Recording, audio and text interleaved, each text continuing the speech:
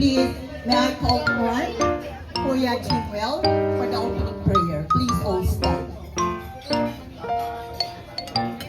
Kaya pa po bang tumayo? Dahil medyo puno na po ba? Ayan, sige po. Let us formally begin our celebration kahit muna nakakain sa isang prayer po. Magpasalamat tayo sa Lord na napaka-faithful ng Lord sa buhay ni Tita LV. I remember ang huling edad na naaalala ko po kay Tita LV ay 57. Hanggang ngayon, ganun pa rin yung tingin ko sa kanya kasi parang hindi nababawasan or hindi nadadagdagan ng edad, no? Pero celebrating 70th birthday ni Tita LV is really indeed a God's blessing and God's provision. So lahat po ng nagpapasalamat kay Lord sa day. Yes Lord, salamat Panginoong Diyos. Indeed Lord, ito po yung buhay ni Tita LV. Yung mga taong nandito po sa lugar na ito, gathered all together, Lord, with one purpose and goal, Lord, to celebrate yung kabutihan mo sa buhay po ni Tita LV, Panginoong Diyos. Lord, for the years of your faithfulness sa kanyang buhay, Lord, sa lahat ng pinagdaanan niya, up to this day, Panginoong Diyos, Lord, lahat ng iyon, Panginoon, ay nandun ka. Sinasamahan niyo po si Tita LV ng iyong pagpapala, pag-iingat, Panginoong Diyos, ang pag-alaga sa kanyang kalusugan, Lord, yung joy, Lord, na nararamdaman niya sa heart niya ngayon, Lord God, ay tunay nga, Lord, na ina-acknowledge namin na Ikaw ang Diyos na nagbigay, O God. Kaya naman, Lord, saksi ang lahat, Lord, sa faithfulness mo, sa life po ni Tita LV as we celebrate her 70th birthday, Lord, here, Panginoong Diyos, sa napakabuting lugar na ito, Lord God, wherein masasarap ang pagkain, Lord. We are all blessed, Lord God, na kasama kami, Panginoon, sa celebration na ito, God.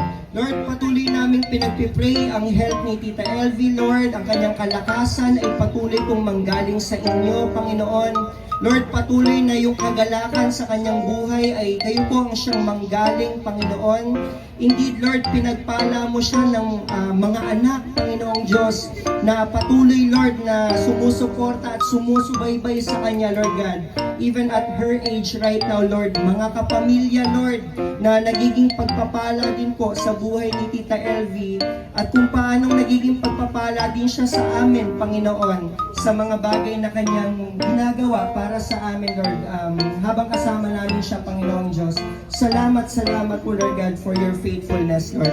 And Lord, magse-celebrate kami sa lugar na ito with thanksgiving, Lord God, with joy and prayer in our hearts sa life ni Tita LV, Panginoon. May continually bless her, Lord God, with more years ng kanyang buhay, Panginoon. At kayo na po ang siyang humawak, Panginoong Diyos, ng mga plano niya sa buhay, Lord. Mga bagay na gusto niya pang magawa, Panginoon, at marating, Panginoong Diyos, under your grace and mercy. This we pray in Jesus' name.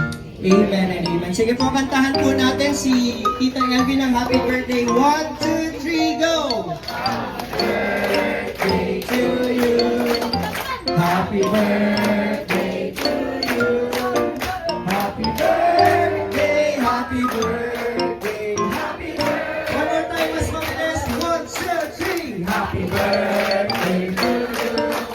Happy birthday to you. Happy birthday, happy birthday, happy birthday to you. Sige po, thank you po. So let's welcome our celebrant, Ate LV or Elvira Chua Hermano, correct?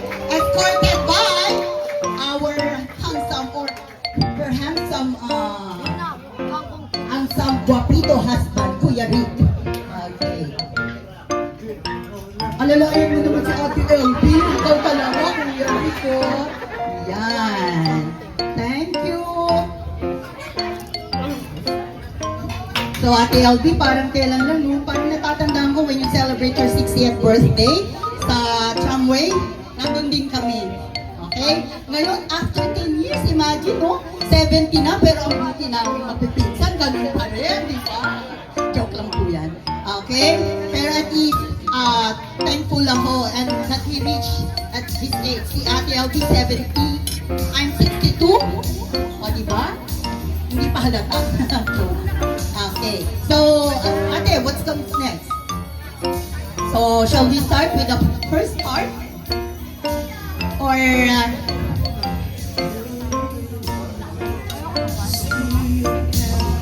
siguro habang hinihintay natin what will come next.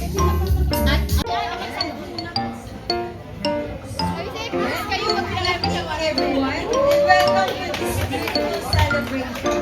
Tonight, we gather family and friends to honor a truly amazing movement. Someone who inspire us, love us, and hold us together. Of course, I'm talking about my one and only, Maggie Elvie. This evening is extra special because we're not just celebrating another year in our lives. We're celebrating all the love she's given to others and the love we all have for her in return.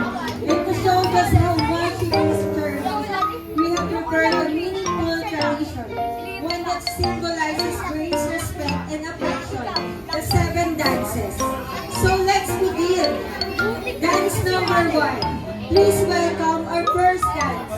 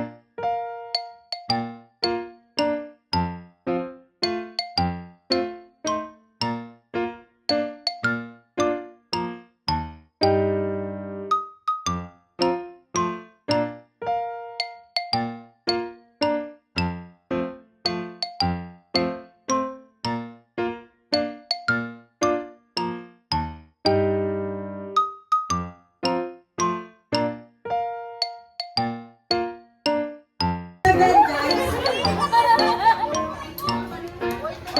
Our last, Papa Rick.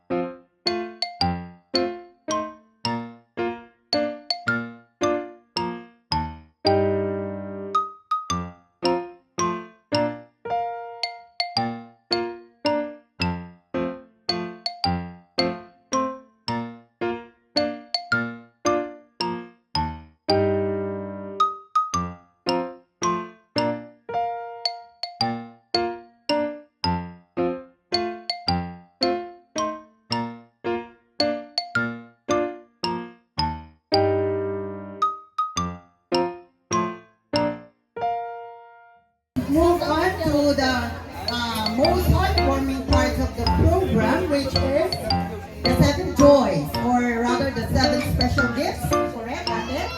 Okay, so these are the 7 people who will share a short but sweet message, memory, or reason why Ate LB brings them joy. It's our way of saying thank you. Thank you for all the happiness you bring to your children. Okay, so let's have the first one. May we call in? Sana nag-good ka, masaya ka lagi. Sahod na, wala ka sahod. Kain lang ma, happy birthday, kain ka namin. I love you rin daw, sabi ni Bella.